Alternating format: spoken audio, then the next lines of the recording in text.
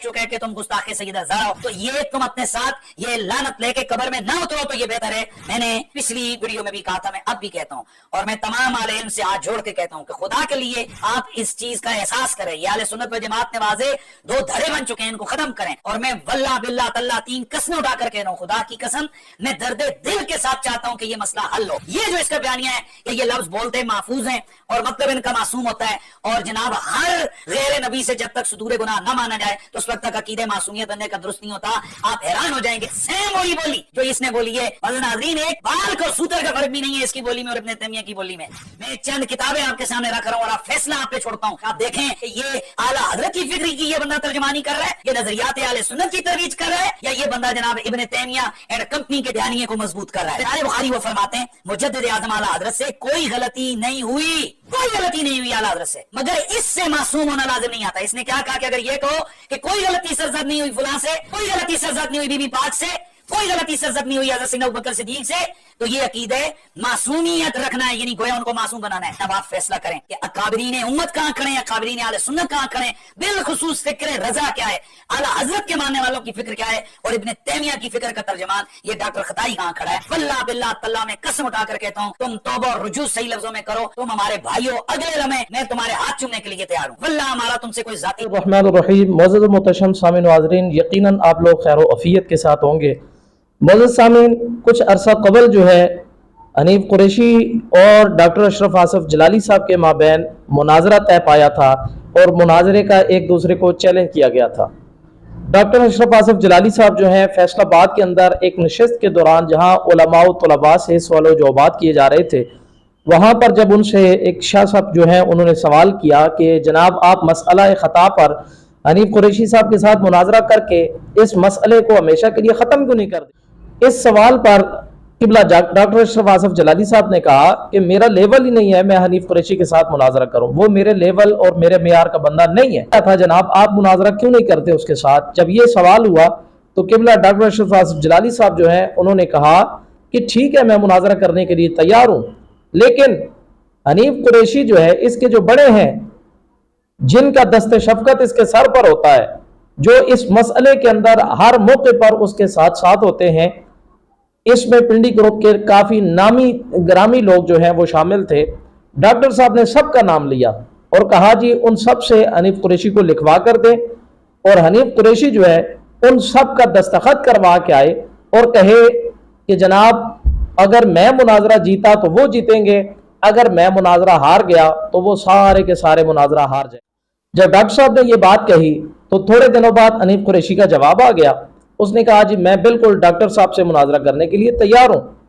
लेकिन काबिल गौर जो बात थी मुअज़्ज़ज़ सामीन वो ये है कि अभी भी हनीफ कुरैशी साहब जो हैं उन्होंने डॉक्टर साहब की कमा काना हक़्क़ु जो शराइत मुनाजरा थी उनके ऊपर अमल करते हुए मुनाजरे को कैफर किरदार तक पहुंचाने का नाम नहीं लिया, मुनाजरा तय करने का नाम नहीं लिया। इसलिए कि डॉक्टर साहब ने यह शर्त रखी थी कि मुनाजरा तब होगा तेरा और मेरा कि जब तू लिखवा कर लाएगा, ताकि ऐसा ना हो कि आज तेरे के साथ मुनाजरा हो, कल कोई दूसरा बिल से बाहर निकले और वो कहे जी मैं भी आपके साथ मुनाजरा करना चाहता हूं। तो ऐसे हरगिज नहीं हो सकता, सबसे लिखवा कर ला तो वही बात हरफ आखिर होनी चाहिए, वही हतमी फैसला होना चाहिए, उसकी जीत इसकी जीत, उसकी हार इसकी हार होनी चाहिए। लेकिन हनीफ कुरैशी साहब ने आज फिर एक वीडियो अपलोड की जिसमें फिर जनाब इधर उधर की बातें करके मामलात को गोल मोल करके दर हकीकत ये कहना चाह रहे थे डॉक्टर साहब से कि जनाब वो वाली शर्त जो है उसको आप ख़त्म कर दें, वो शर्त अगर रखेंगे तो मैं आपके साथ मुनाजरा नहीं करने वाला। जी मुअज़्ज़ज़ सामीन, बिल्कुल हनीफ कुरैशी दबे लफ्ज़ों में यही कहना चाह रहा था कि जनाब ये वाली शर्त जो है ये मुझसे पूरी नहीं हो सकती, अगर आप ये शर्त लगाएंगे तो समझे मैं आपके साथ मुनाजरा करने के लिए एग्री और तैयार नहीं, इसलिए कि ये कोई इतनी बड़ी शर्त है नहीं। वैसे आप हर वक्त मुहिब्बे सादात कहलाते हैं खुद को, और खुद को जनाब आले बैत का गुलाम कहते हैं, तो जिन सादात का नाम डॉक्टर साहब ने पेश किया है तो जनाब आप उनसे लिखवा कर ले आए। आपको किसने मना किया है? यकीनन वो लोग आपका साथ देंगे। तो यूं मुनाजरे से राय फरार इख्तियार करने से बेहतर है कि आप लिख कर कह दें कि मुझे वो लिख कर नहीं देते,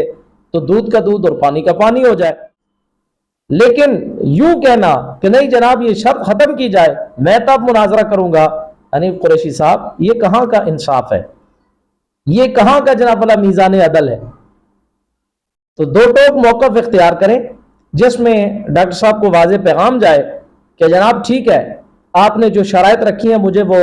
تسلیم ہیں، میں ان کو قبول کرتا ہوں، پھر تو ٹھیک ہے اہل سنت کے اندر جو تقسیم ہو چکی ہے، جو دو گروہوں کے اندر اہل سنت بڑھ چکی ہے، یہ تقسیم ختم ہو سکتی ہے۔ اہل سنت کے جو عوام ہیں ان کے اندر یہ جو ذہنی انتشار پیدا ہو چکا ہے، یہ انتشار جو ہے اس کا صفایا ہو سکتا ہے، لیکن معزز سامعین اس صورت میں کہ جب حنیف قریشی صاحب جو ہیں وہ اپنے آپ کو ایگری کریں اور شرائط جو رکھی گئی ہیں مناظرے کے لیے وہ شرط پوری کر کے لائیں۔ ڈاکٹر صاحب تو کبھی منکر ہوئی نہیں اس مناظرے سے، نہ ہی انہوں نے کسی بیان میں کہا جی میں مناظرہ نہیں کرتا، وہ تو کہتے ہیں میں مناظرہ کرتا ہوں، لیکن جناب آپ پوری تیاری کے ساتھ آئیں،